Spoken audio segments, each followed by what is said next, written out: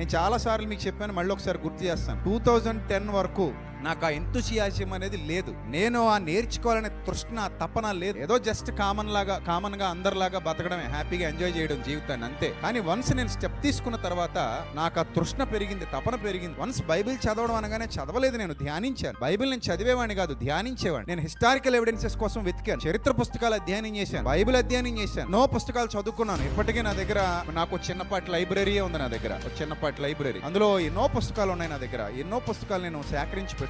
అందులో వివిధ మతాలు, వివిధ సిద్ధాంతాలు, వివిధ ఆచారాలు, వివిధ పద్ధతులకు సంబంధించినటువంటి పుస్తకాలు చాలా డబ్బులు పెట్టి కొనుక్కొని ఎక్కడెక్కడి నుంచో తెప్పించుకొని దాచిపెట్టుకున్నాను. వీలున్న ప్రతిసారి ఏదో ఒక పుస్తకం చదువుతానే ఉంటాను. అలాగా ఒక తృష్ణ, ఒక నేర్చుకోవాలి అనే తపన, ఈ తపనలో నుండే మన భక్తి ఇంకా ఎక్కువ అవుతుంది, ఆ సాధన పెరుగుతుంది. అప్పుడు నీ ఆలోచనలు చాలా స్పష్టంగా ఉంటాయి. అర్థమైందా? నీ ఆలోచనల్లో గందరగోళం ఉండదు, నీ ఆలోచనల్లో భయం ఉండదు, నీ ఆలోచనల్లో ఒక స్పష్టత ఉంటుంది. స్పష్టత, ఆ స్పష్టత రావాలి అంటే